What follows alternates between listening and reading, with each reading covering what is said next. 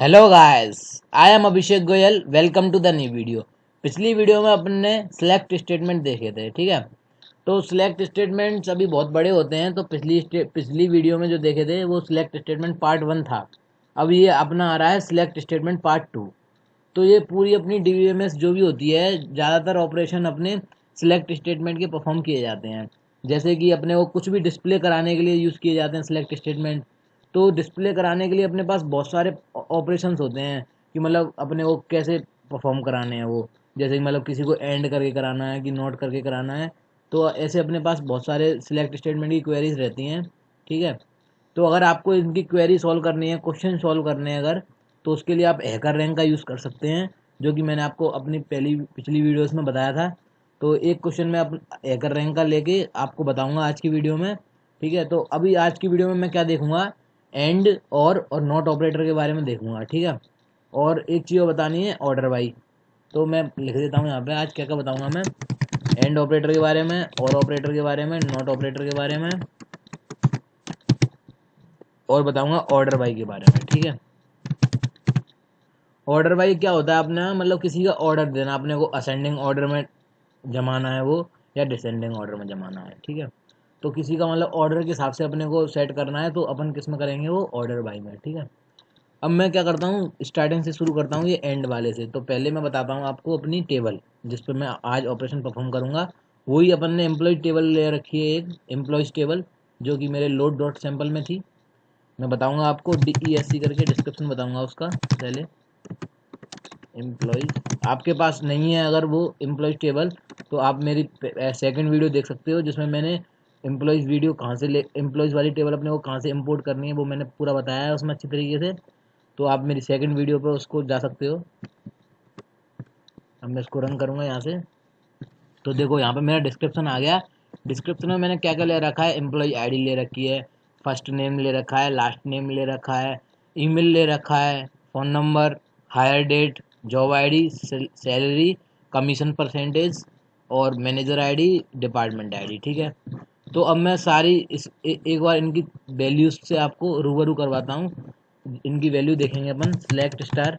अपन को सारी value print करवानी होती है, तो उसके लिए अपन क्या करते हैं, सिलेक्ट स्टार फ्रॉम एम्प्लॉयज़। कोई भी इसमें अपने को कंडीशन नहीं लगानी, क्योंकि अपने को इसमें सारी प्रिंट करानी है, ठीक है। एम्प्लॉय, तो इसको मैं रन करूँगा एक बार। एम्प्लॉयज़ टेबल अपनी, ये देखो, अब इसमें देखो सारी आ रही हैं यहाँ पे।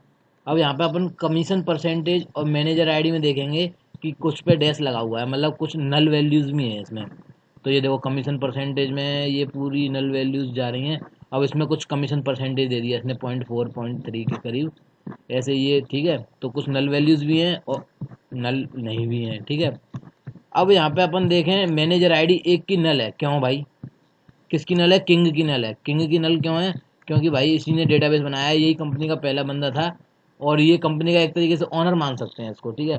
तो इसलिए इसकी क्या नहीं आई, कमीशन, मतलब जो भी है मैनेजर आईडी नहीं आई इसकी, ठीक है।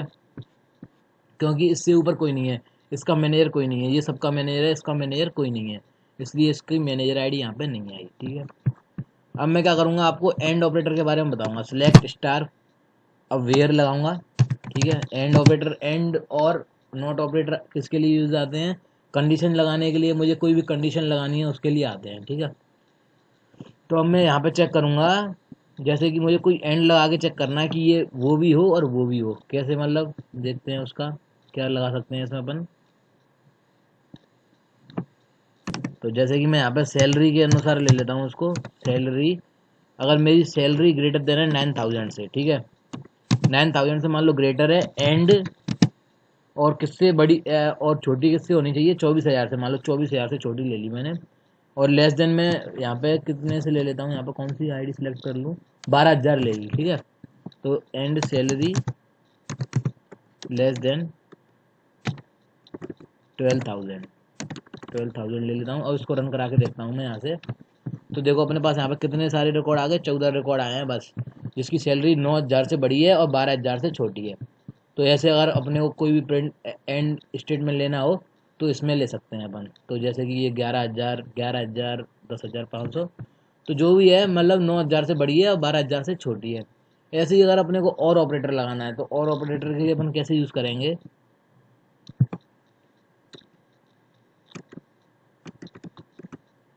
कि जैसे इसमें अपन ने चेक किया यहाँ से, तो अपन यहाँ पे जॉब आईडी के थ्रू कर सकते हैं इसको। जैसे कि जॉब आईडी मान लो किसी की है, जॉब आईडी इक्वल टू, अपन ने जैसे देखी थी आईटी प्रोग देखी थी, ठीक है, एक आईटी प्रोग देखी थी, एक यहाँ से ले लेते हैं प्यूमान ले लेते हैं ये वाली, ठीक है, Ctrl+C कर लेता हूँ, इसको ले लेते हैं, यहाँ पे करते हैं हाँ, और का ये वाला साइन होता है जो कि अपना एंटर के ऊपर रहता है, बैक स्लैश वाली की के साथ रहता है। अपन शिफ्ट और बैक स्लैश वाली की दबाएंगे तो ये वाली अपना और ऑपरेटर आ जाएगा। यहाँ से मैंने किया job ID equal to IT prog और पीमान, ठीक है, Ctrl+V। अगर ऐसे एम्प्लॉय के बारे की डिटेल चाहिए मुझे कि जिसकी एम्प्लॉय आईडी या तो आईटी प्रो हो, मतलब जॉब आईडी या तो आईटी प्रो हो या जॉब आईडी उसकी प्यूमान हो, ठीक है, अगर ऐसे एम्प्लॉय के बारे में अपने को डेटा जानना है तो इसके लिए मैं क्या करूँगा, और ऑपरेटर लगा दिया। अच्छा, और ऑपरेटर मैं ऐसे नहीं लगाऊंगा, जैसे मैंने एंड लगाया था वैसे ही लगाऊंगा, यहाँ से मेरे से मिस्टेक हुई थी, ठीक है। तो देखो यहाँ पे 6 रिकॉर्ड आ गए, 5 रिकॉर्ड है आईटी प्रो के और 1 रिकॉर्ड है प्यूमान का। तो यहाँ से क्या अपने को पता पड़ेगी, और ऑपरेटर के बारे में पता पड़ेगी। और ऑपरेटर क्या करता है, देखो अब मैं एक चीज़ यहाँ पे बताऊंगा कि देखो और ऑपरेटर क्या करता है, और ऑपरेटर चेक द कंडीशन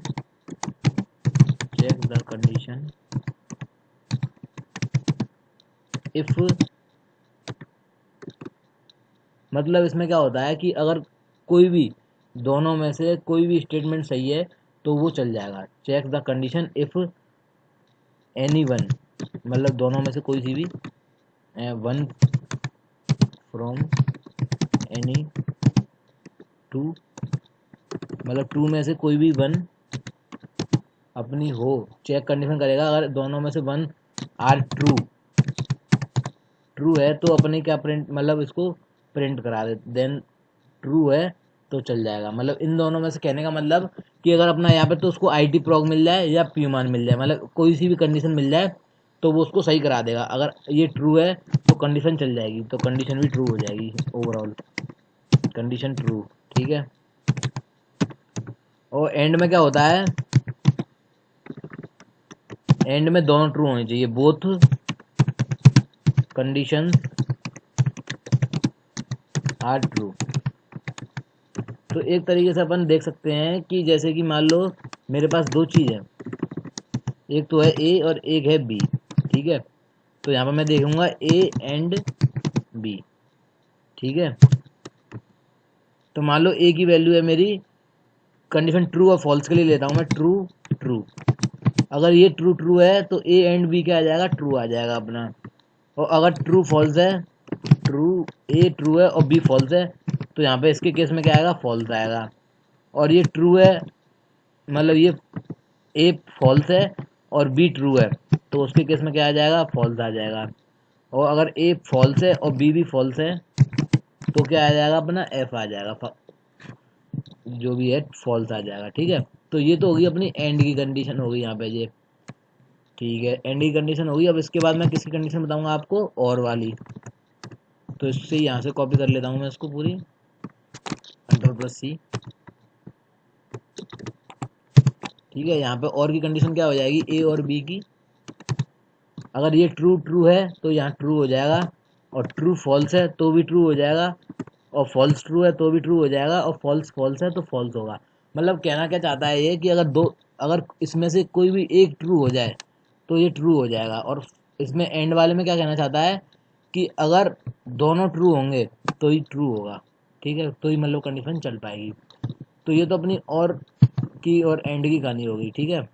इसको मैं हटा दूंगा यहाँ से, इसको भी हटा दूंगा। तो आई थिंक आपको और एंड समझ में आ गए होंगे, ठीक है।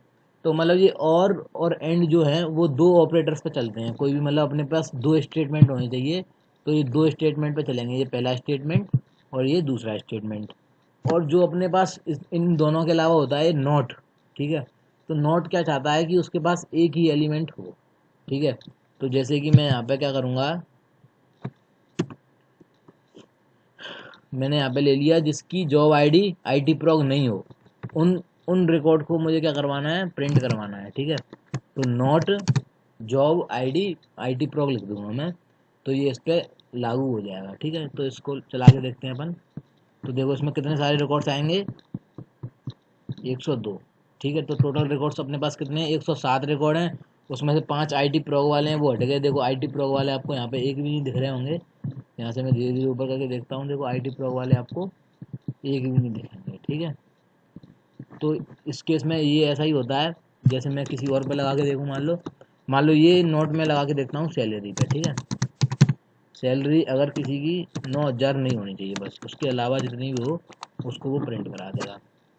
तो देखो भाई, इससे ये पता पड़ जाएगी कितने लोगों की 9,000 सैलरी है अपने। तो टोटल रिकॉर्ड से अपने पास 107, बच गए कितने, 103। तो मतलब 4 लोगों की जो सैलरी है वो 9,000 है। ठीक है, तो 9,000 इसमें सैलरी नहीं प्रिंट होगी अब, तो ये अपना नोट का काम हो गया। ठीक है, अब हमें इन दोनों या तीनों को मतलब मिला के लिखना हो एक साथ, मतलब किसी दो की जरूरत पड़ेगी एक साथ, तो किसी दोनों को एक साथ लिखना हो अपने को, तो अपन कैसे लिखेंगे ये बताता हूँ मैं यहाँ पे। तो जैसे कि मान लो पहले मैं एंड और का लिख के बताता हूँ। ठीक है, तो मान लेते हैं अपन की जॉब आईडी। ठीक है,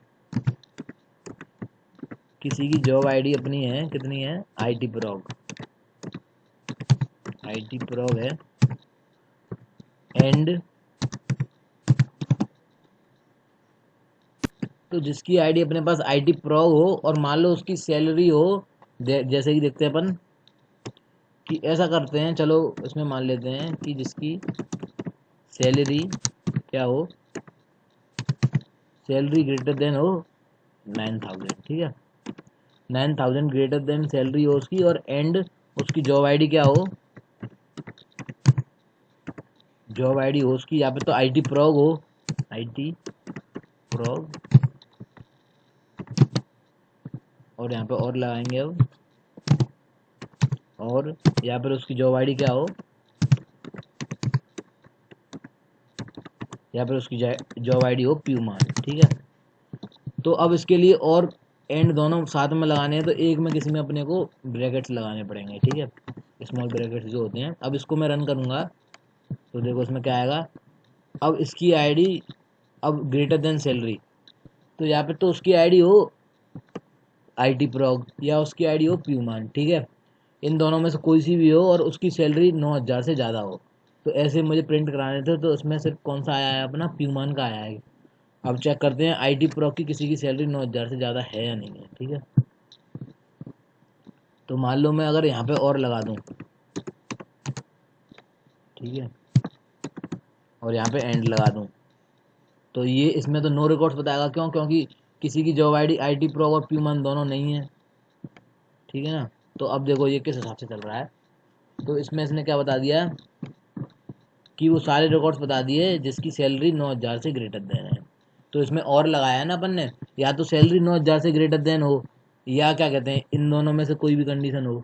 ठीक है, तो ये वाली कंडीशन तो मैच नहीं हो रही, तो उसने जो भी 9,000 से ज़्यादा वाली सैलरी है वो सारी प्रिंट करा दी हैं। ठीक है, तो अब यहाँ पे मैंने एंड लगाया था, तो एक बार आईटी प्रो की सैलरी देखते हैं, आईटी प्रो वालों की। एक बार मैं यहाँ से क्या करता हूँ, select star from IT from employees. ठीक है, इसको चला के देखता हूँ कि आईटी प्रो वालों की सैलरी कितनी है। ठीक है, तो आईटी प्रो वालों की सैलरी एक की है 9,000, 6,000, 4,800, 4,800, 4,200।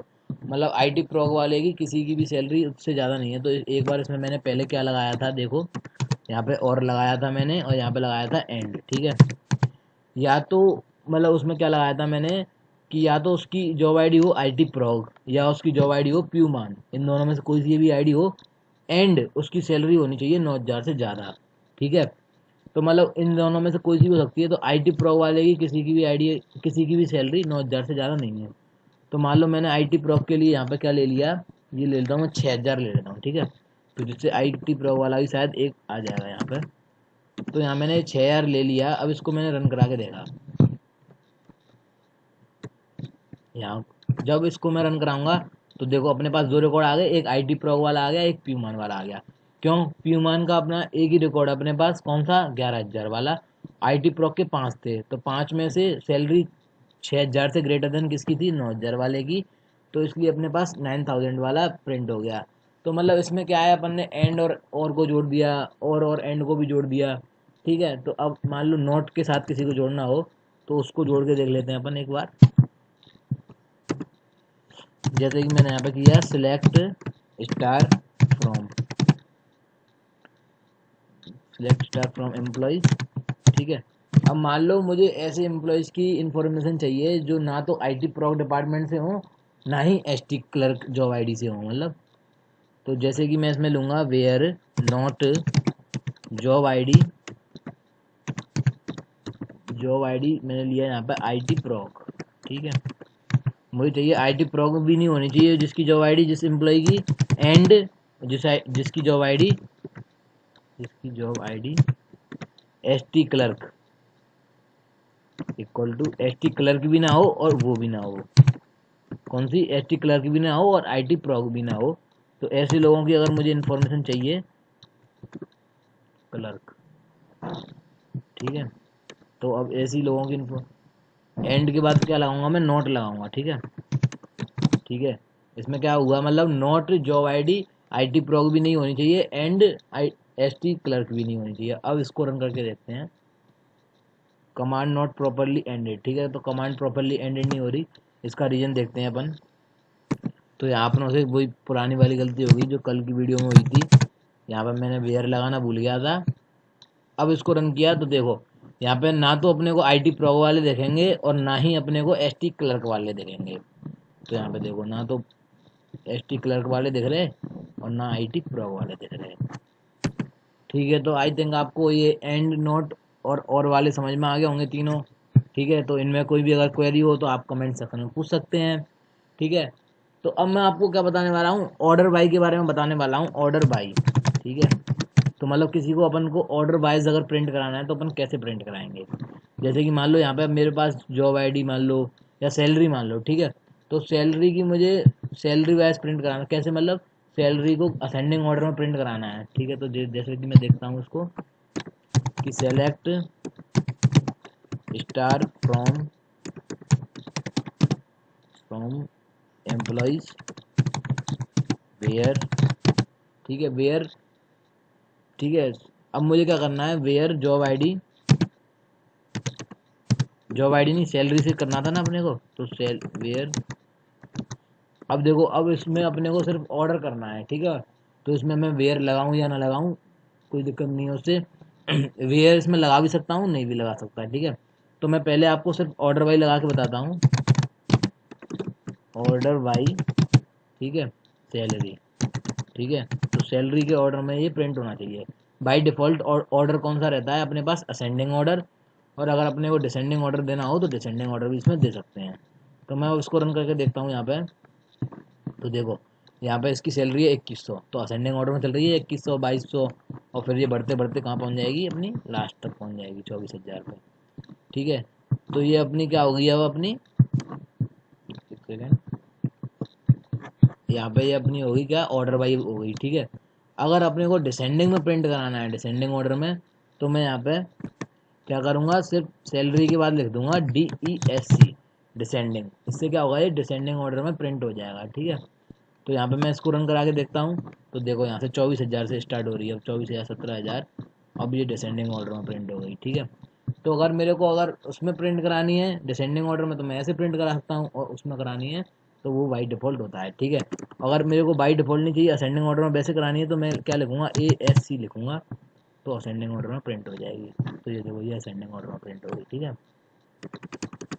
अब मान लो मुझे दो चीज़ों को ऑर्डर करना है, सैलरी को ऑर्डर करना है और जॉब ID को ऑर्डर करना है। कैसे, एक एग्जांपल देके बताता हूँ मैं।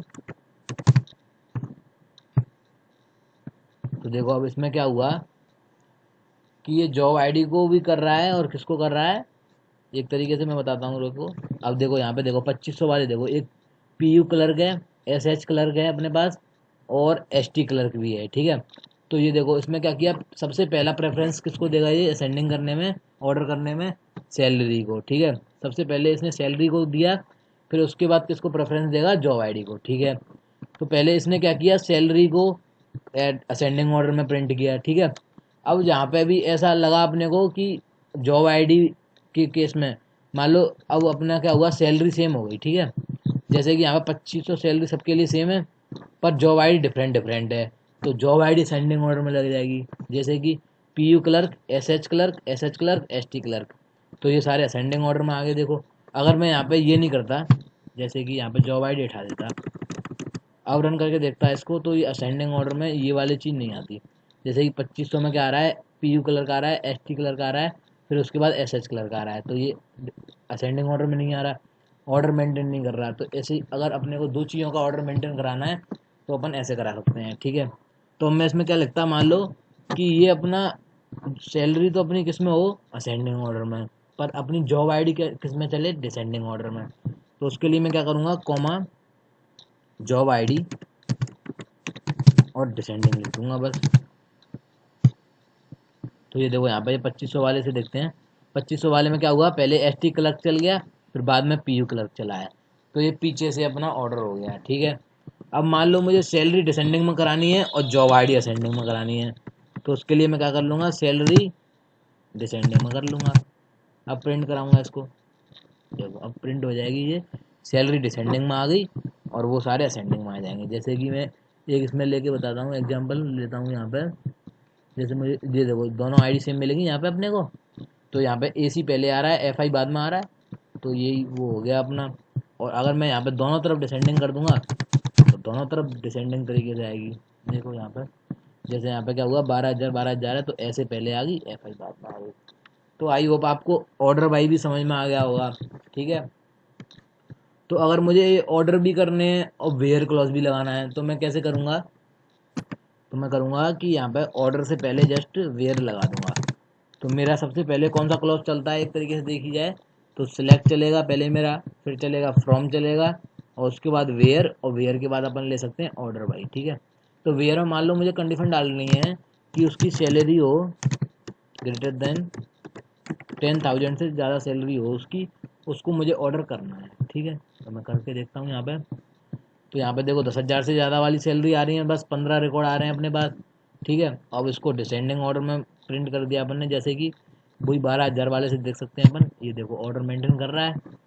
तो आई होप आपको ये भी समझ में आ गया होगा, ऑर्डर बाई भी अच्छी तरीके से समझ में आ गया होगा, वेयर भी समझ में आ गया होगा।